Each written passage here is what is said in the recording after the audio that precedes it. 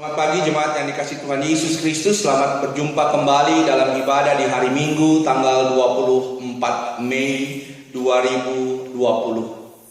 Sekalipun kita masih beribadah di rumah kita masing-masing, kita tak percaya bahwa kasih Tuhan selalu ada atas kehidupan kita.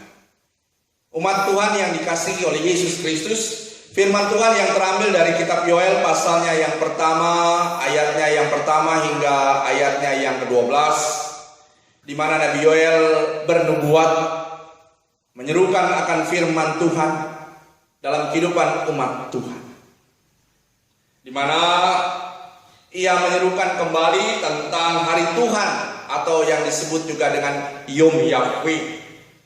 Hari Tuhan di mana akan terjadi bencana yang akan dialami oleh umat Tuhan, oleh mereka yang tidak mematuhi, oleh mereka yang tidak menuruti akan kehendak Allah. Dalam bagian ini Nabi Yoel juga membandingkan dengan bencana-bencana yang telah terjadi sebelumnya atas kehidupan umat Tuhan, peristiwa-peristiwa yang pernah terjadi dalam kehidupan mereka. Dan Nabi Yoel menyerukan supaya mereka menceritakan kembali apa yang pernah mereka alami dan mereka rasakan dalam kasih Tuhan. Saudara-saudara dikasih Tuhan Yesus Kristus, bencana atau musibah yang terjadi dalam kehidupan umat Tuhan bangsa Israel pada saat itu adalah merupakan satu pertanda di mana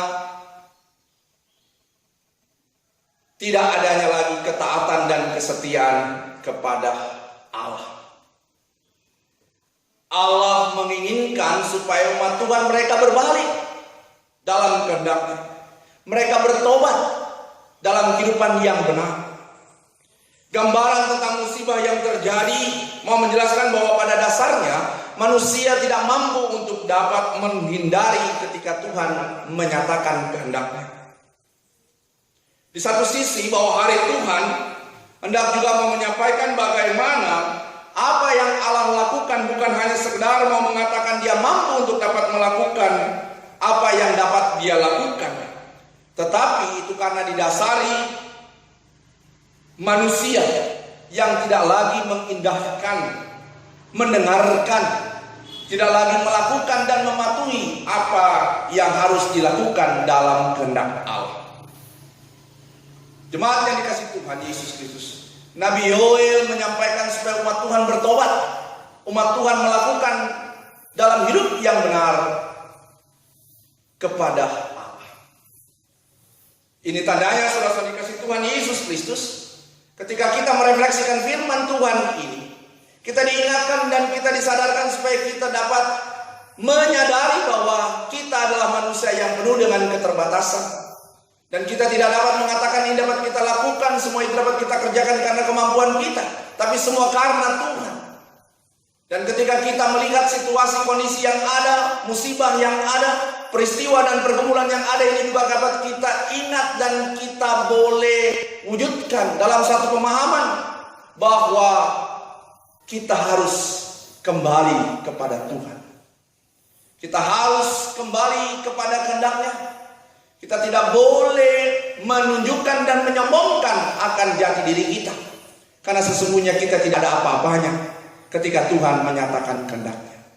Pertobatan merupakan satu kunci di mana saudara dan saya kita kembali dalam karya kasih Tuhan.